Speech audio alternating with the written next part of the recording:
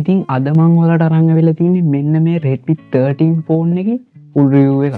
ඉතින් මම මේ ෆෝන් එක තෝරගන්න හේතුව මේ දවස්වල වැඩියෙන් සෙල්ලන ෆෝන් එක මේක නිසා. මේ ෆෝන් එකේ වලට විශේෂයෙන් බලා ගන්න පුළුවන් මිලිඇම්පියර් 5000ක බැටරි කැපැසිටි එකක් සමග 33 watt fast charging එකකුත් බලා ගන්න පුළුවන් වෙනවා. ඉතින් මේ නිසා විනාඩි 30ත් 50ත් අතර කාලයකදී ඔයාගේ ෆෝන් එක full charge කිරීමේ හැකියාවකුත් තියෙනවා. ඒ වගේම මෙගාපික්සල් 108ක මේන් කැමරා එකකුත් අඟල් 6.79ක full display එකක් වගේම 90Hz display එකකුත් බලා ගන්න පුළුවන් වෙනවා.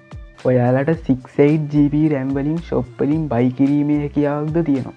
මේකේ processor එක ගැන කතා කරොත් MediaTek Helio G91 Ultra එකක් බලා ගන්න පුළුවන්. කොහොම වුණත් අපි වැඩි කතා බහක් නැතුව වීඩියෝ එකට යමු.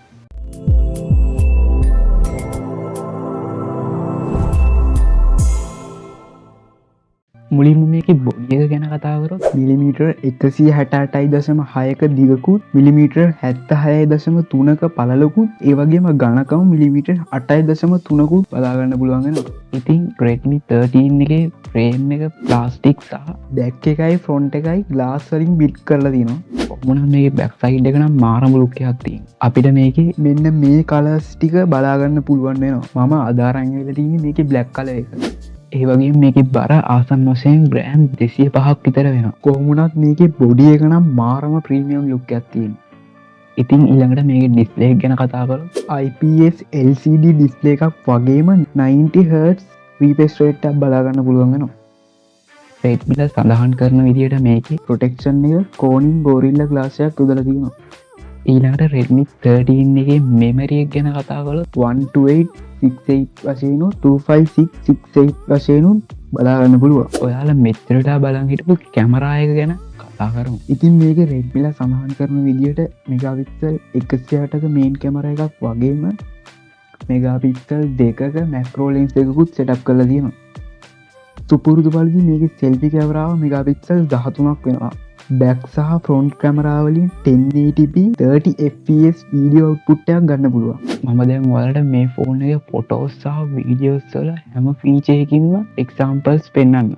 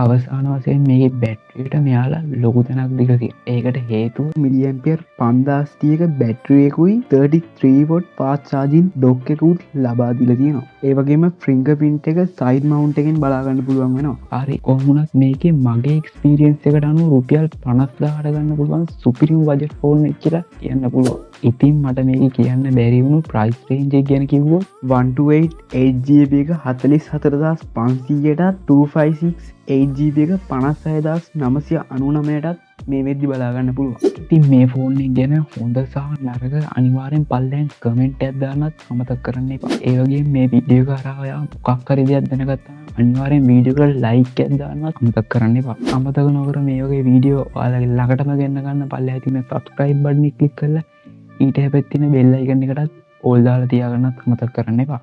අපි එනවා තවත් මේ වගේ සුපිරි සිංහල geek show එකකින් හම්බ වෙමු.